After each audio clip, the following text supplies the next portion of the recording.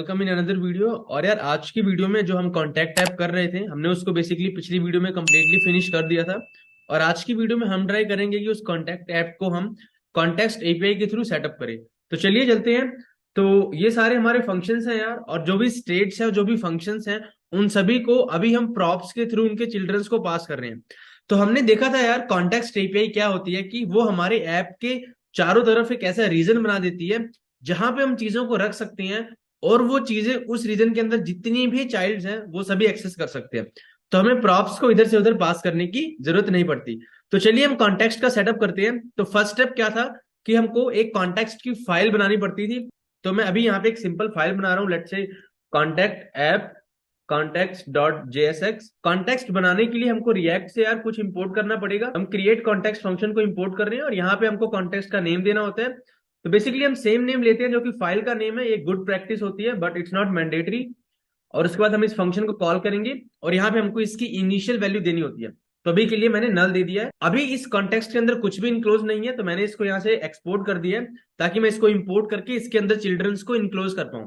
तो चलिए अभी हम ऐप फाइल में चलते हैं और यहाँ पे मैंने इस कॉन्टेक्स्ट को इंपोर्ट कर लिया है। यहाँ पे मुझे इंपोर्ट करना है समथिंग फ्रॉम, भाई सेम डायरेक्टरी में एक फाइल है कॉन्टेक्ट ऐप कॉन्टेक्स्ट, वहां से मुझे इंपोर्ट करना है ऐप कॉन्टेक्स्ट।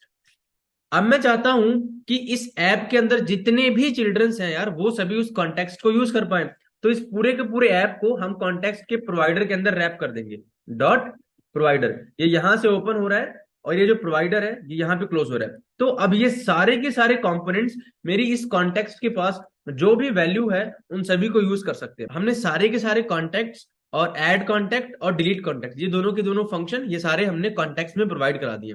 तो ठीक है, अभी हमको इनको प्रॉप्स में पास करने की कोई भी जरूरत नहीं है। तो चलते हैं, सबसे पहले हम चलते हैं ऐड कॉन्टेक्ट कंपोनेंट में। और यार यहाँ पे हमको जरूरत है इस ऐड कॉन्टेक्ट फंक्शन की। तो अभी ये फंक्शन कहां से आ रहा है? अब यार ये सेम फंक्शन प्रॉप्स से नहीं आ रहा है, अब ये सेम फंक्शन कॉन्टेक्स्ट के अंदर अवेलेबल है। तो कॉन्टेक्स्ट को कैसे यूज करते हैं? रिएक्ट से हमको एक चीज और इंपोर्ट करनी है, यूज कॉन्टेक्स्ट। और यहाँ पे हमको यूज कॉन्टेक्स्ट लिखना है और अपने कॉन्टेक्स्ट का नेम देना है। तो बेसिकली वो जो कॉन्टेक्स्ट मेरी फाइल में था, तो अगेन मुझे इसको इंपोर्ट करना है फ्रॉम। अब एक फोल्डर आप बैक जाओ और यहाँ पे कॉन्टेक्स्ट ऐप करके फाइल है। अभी आप इस कंपोनेंट फोल्डर के अंदर हो, तो हमने एक फोल्डर बैक गए और इस फाइल में से उस कॉन्टेक्स्ट को हमने उठा लिया है और इसी कॉन्टेक्स्ट को हम यहाँ पे यूज करना चाहते हैं। तो अभी भी हो सेम ही चीज रही है यार, कि जब फॉर्म सबमिट हो रहा है तो ऐड कॉन्टेक्ट फंक्शन कॉल हो रहा है, बट अब ये फंक्शन हमें प्रॉप्स के थ्रू नहीं मिल रहा। अभी ये फंक्शन मेरी कॉन्टेक्स्ट के अंदर है। तो अभी कॉन्टेक्ट का जो कंपोनेंट है उसमें मुझे सारे के सारे कॉन्टेक्ट चाहिए और as well as delete contact का फंक्शन चाहिए। अब ये दोनों चीजें कहां पे है? ये दोनों चीजें अगेन मेरे कॉन्टेक्स्ट में अवेलेबल है, तो मैं यहां से इंपोर्ट कर लूंगा। Import something from react. React से मुझे चाहिए यूज कॉन्टेक्स्ट फंक्शन, एंड मैं यहाँ पे बोलूंगा कि मुझे मेरे कॉन्टेक्स्ट में से ये दो चीजें इंपोर्ट करनी है।